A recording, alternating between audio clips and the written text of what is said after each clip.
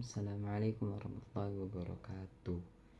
Sini akan menjelaskan tentang bab 3, yaitu tokoh-tokoh sosiologi. Pertama, tokoh Eropa Barat, yaitu ada Karl Marx 1818 sampai 1883. Menurut Marx, hukum dan kekuasaan politik itu merupakan sarana kapitalis yang berkuasa di bidang ekonomi untuk melanggengkan kegunaan harta kekayaan sebagai sarana produksi dan sarana eksploitasi. Menurut Marx, hukum bukan saja berlaku sebagai fungsi politik saja, melainkan sebagai fungsi ekonomi. Pokok pemikiran Marx dalam sosiologi hukum adalah sebagai berikut. A. Hukum adalah alat yang menyebabkan timbulnya konflik dan perpecahan. Hukum tidak berfungsi untuk melindungi, hukum hanya melindungi kelompok-kelompok yang dominan. B. Hukum bukan merupakan alat integrasi tetapi merupakan pendukung ketidaksamaan dan ketidakseimbangan yang dapat membentuk perpecahan kelas. C. Hukum dan kekuasaan merupakan sarana dari kaum kapitalis yang berkuasa di bidang ekonomi untuk melanggengkan kekuasaan. D. Hukum bukanlah model idealis dari moral masyarakat, atau setidak-tidaknya masyarakat bukanlah manifestasi normatif dari apa yang telah diumumkan. Marx dapat kita sebut sebagai seorang sosiologi hukum. Pada saat mengemukakan pendapatnya tentang pencurian kayu pada tahun 1842, Marx mengatakan bahwa hukum adalah tatanan peraturan yang memenuhi kepentingan kelas orang yang punya dalam masyarakat. Marx memandang masyarakat sebagai suatu keseluruhan yang antagonis. Dalam pandangannya, watak dasar seperti ini ditentukan oleh hubungan konflik antar kelas-kelas sosial yang kepentingan-kepentingannya saling bertentangan dan tak dapat didamaikan karena perbedaan kedudukan mereka dalam tatanan ekonomi. Selanjutnya ada tokoh dari Amerika, yaitu Benjamin Nathan Cardoso 1870 sampai 1938. Ia adalah seorang hakim yang bertolak dari perenungan tentang perlunya memperbarui teknik hukum yang aktual. Menurutnya, dalam setiap praktik peradilan terdapat suatu ketidakpastian yang semakin besar yang diakibatkan oleh keputusan pengadilan adalah suatu manifestasi yang tidak dapat dicegah dari kenyataan bahwa proses peradilan bukanlah penemuan hukum, melainkan penciptaan hukum. Ide pemikiran hukum Cardoso ini dapat ditemukan dalam bukunya, yaitu The Nature of Judicial Process. Pemikiran Cardoso adalah sebagai berikut. A. Hakim memiliki kebebasan untuk memutuskan suatu perkara, tetapi batasannya tidak boleh bertentangan dengan kepentingan hukum. B. Berbagai kehidupan sosial seperti logika, rakyat, sejarah, dan standar moralitas yang disepakati oleh bersama-sama dalam kehidupan merupakan instrumen ke arah terciptanya hukum. C. Hukum harus tetap sejalan dengan kebutuhan-kebutuhan sosial. Selanjutnya adalah positivisme hukum dan masalahnya. Hukum seringkali dikatakan sebagai memiliki karakter beraspek ganda yang dapat diekspresikan dalam berbagai macam cara, sehingga hukum terdiri dari berbagai preskripsi, dalil-dalil harus yang menentukan cara subjek-subjek hukum harus berjalan. Namun pada saat yang sama, ia membangun sebuah fenomena sosial yang hanya ada apabila petunjuk pelaksanaan benar-benar memiliki pengaruh pada cara orang berpikir atau bertingkah laku. Ia merupakan solen dan sein, harus dan ada. Ia dipandang sebagai mengajukan masalah untuk dianalisis karena meskipun hukum itu merupakan norma preskriptif sekaligus fakta empiris, kedua kategori ini saling meniadakan satu sama lain secara logis. Pendekatan ini yang merupakan sebuah konsepsi filosofis dari apa yang menciptakan pengetahuan yang valid dan bagaimana ia diperoleh. Telah menyebar luas ke dalam teori hukum maupun sains sosial dan dikenal sebagai positivisme. Pada intinya, positivisme adalah sebuah posisi filosofis yang menegaskan bahwa pengetahuan ilmiah yang berasal dari observasi terhadap data dari pengalaman dan bukan spekulasi yang berusaha untuk melihat kebalik fakta-fakta yang diobservasi untuk mengetahui sebab utama, makna, ataupun esensi. Dalam versi positivisme yang paling kuat, ia sama sekali tidak membangun pengetahuan sehingga fakta dan nilai dipisahkan secara kaku. Ia sendirinya tidak boleh membuat penilaian subjektif terhadap apa yang diobservasinya, dan ia tidak boleh melakukan penyelidikan ke dalam makna atau signifikan utama dari nilai-nilai yang dipegang oleh orang-orang yang diobservasinya. Pengujian yang dengannya positivis menghukum dapat mengenali eksistensi hukum atau hukum-hukum tertentu adalah pengujian yang analog dengan pengujian yang digunakan para ilmuwan untuk dapat mengenali kehadiran unsur kimiawi tertentu. Sini saya mau menjelaskan bab 9. Perubahan-perubahan sosial dan hukum. Hubungan antara perubahan sosial dan hukum.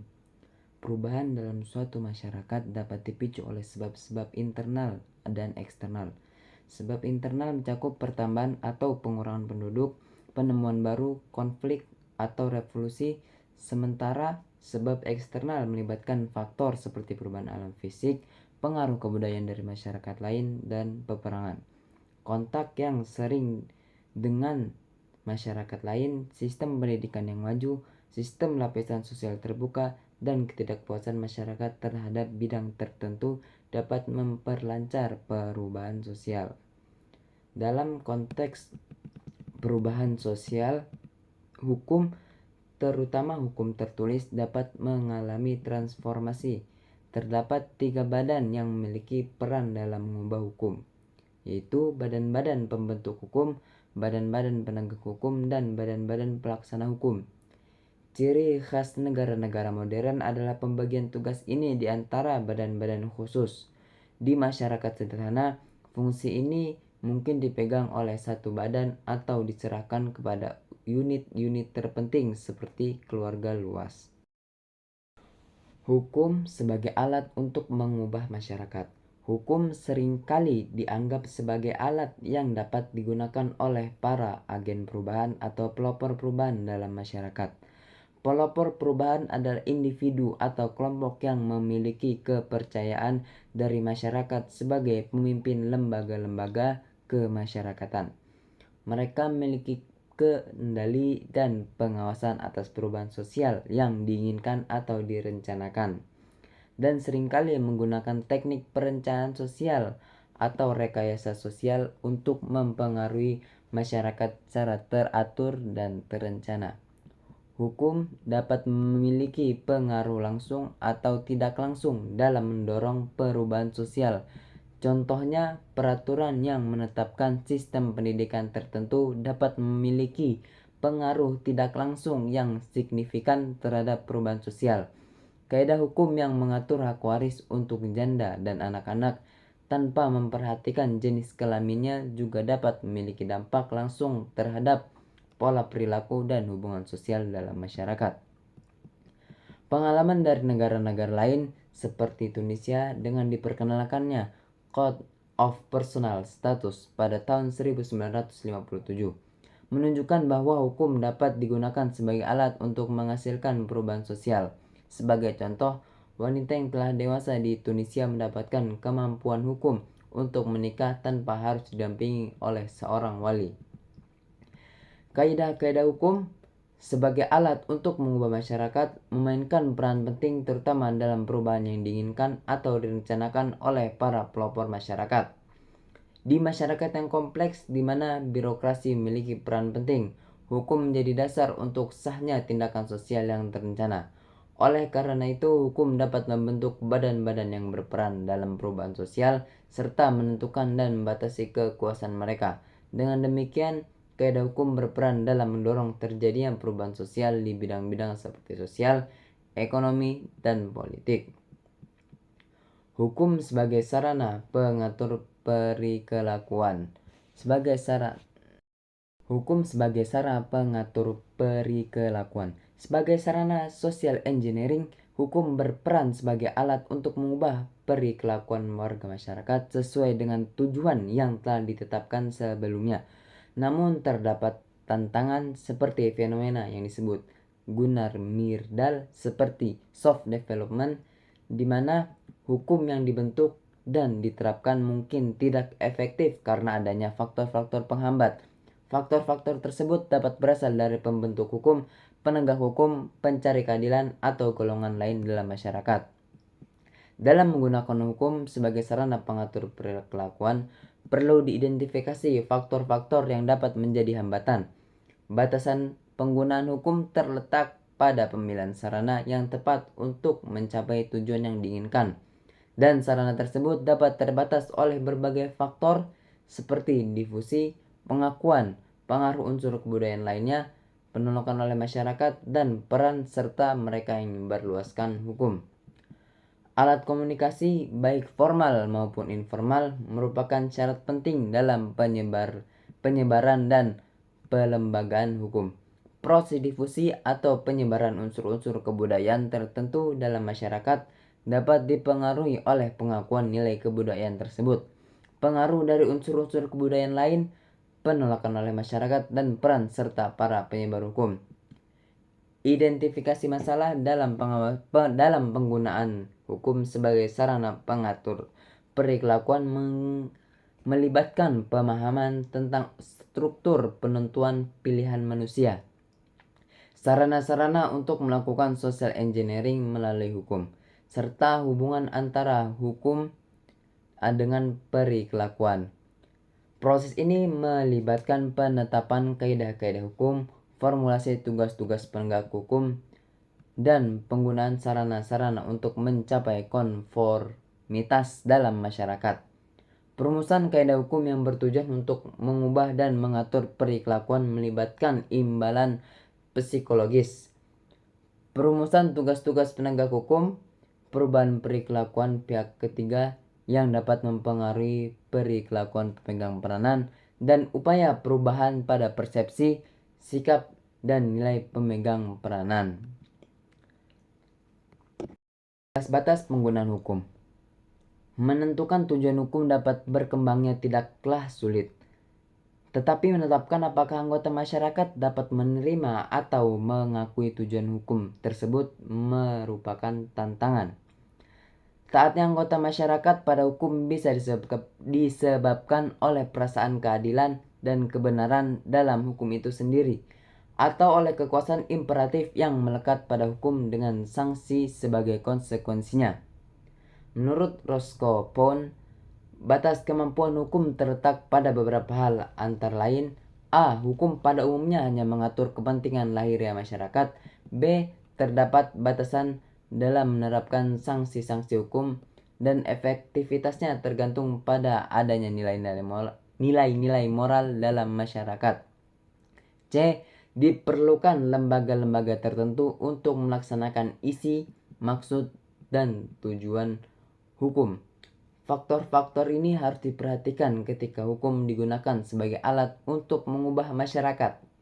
Pelopor perubahan juga memegang peran penting dalam hal ini. Sebagai contoh, dalam kasus Rex, seorang pemimpin yang ingin melakukan pembaruan di suatu negara mengalami kesulitan dalam menyusun prinsip-prinsip hukum baru karena keterbatasan latar belakang pendidikannya. Selain itu, kebutuhan masyarakat terhadap penyelenggaraan hukum menjadi lebih kompleks seiring dengan perkembangan sosial. Unsur-unsur yang terlibat dalam penegakan hukum dibagi menjadi unsur-unsur yang keterlibatan jauh dan yang dekat. Proses penegakan hukum dimulai sejak pembuatan peraturan hukum, dan keberhasilannya tergantung pada perumusan pikiran hukum oleh badan pembuat perundang-undang. Pelaksanaannya oleh pejabat penegak hukum, serta disiplin dan ketaatan masyarakat terhadap kaidah-kaidah hukum.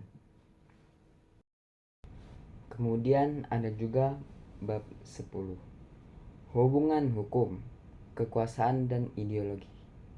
Hukum kelas dan kekuasaan.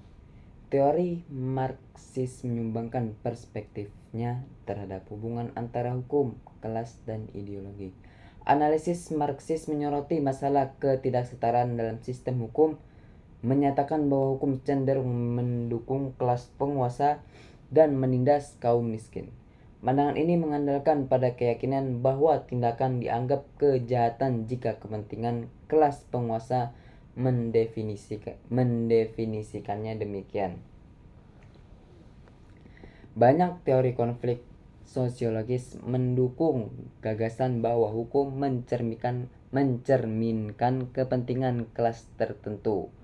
Pernyataan yudisial dari berbagai waktu memperkuat argumen ini, menegaskan bahwa jurisprudensi cenderung mencerminkan kehendak kelas yang membuatnya menjadi hukum bagi semua. Konsep kelas dalam teori ini mencakup kelompok pekerjaan dan tingkat penghasilan, atau hanya kelompok pekerjaan saja. Namun ketika digunakan untuk menjelaskan proses-proses di mana berbagai faktor bekerja, konsep kelas menjadi kompleks. Kekuasaan dan hukum memiliki keterkaitan yang kuat. Tanpa kekuasaan, hukum bisa kehilangan efektivitasnya. Sebaliknya, kekuasaan tanpa hukum bisa mengarah pada penyalahgunaan kekuasaan. Hukum dan kekuasaan dianggap sebagai dua sistem yang saling terkait dan kompleks dalam masyarakat. Hukum memerlukan kekuasaan untuk mendukungnya, dan kekuasaan memerlukan batasan hukum untuk mencegah penyalahgunaan. Hukum pada dasarnya juga merupakan sumber kekuasaan dan sekaligus pembatas bagi kekuasaan. Hukum dan ideologi. Studi sosiologi tentang hukum menyoroti pengaruh gagasan-gagasan yang berlaku dalam masyarakat. Namun, pemahaman ini tidak hanya memeriksa gagasan-gagasan tersebut secara langsung, tetapi juga mencari asal-usulnya dalam praktik kondisi sosial. Ideologi yang menciptakan kepastian dan keamanan dalam masyarakat, membentuk dasar keyakinan yang disebut sebagai ideologis yang berlaku saat ini. Ideologi, meskipun memberikan kepastian, cenderung mengasumsikan perspektifnya sebagai yang benar dan tidak dapat berubah. Ideologi terlihat sebagai kebenaran yang terungkap atau ditemukan, bukan sebagai konstruksi teori ilmiah yang terus-menerus diselidiki. Dalam konteks sosial, ideologi mengontrol dan meresap dalam masyarakat, memberi kerangka pemikiran di mana individu dan kelompok sosial menginterpretasikan konflik dan kepentingan mereka. Ideologi juga memberikan konteks di mana simbol-simbol sosial diartikan dan maknanya diperkuat. Dalam teori Marxis, terdapat 3 pendekatan umum terhadap penjelasan sumber dan fungsi sosial doktrin hukum di masyarakat kapitalis. 1. Derivasi ekonomi atau hukum mencerminkan karakteristik esensial struktur ekonomi dan tidak otonom darinya. Kedua, strukturalis atau hukum dan ideologi dianggap sebagai struktur independen yang disatukan oleh mode produksi dominan. Ketiga, instrumentalis kelas atau hukum dan ideologi dipahami sebagai konstruksi dan dukungan atas perintah dari kelas dominan. Pendekatan ini mencoba memahami kompleksitas hubungan antara hukum, ideologi, dan struktur sosial dalam masyarakat kapitalis. Individualisme hukum.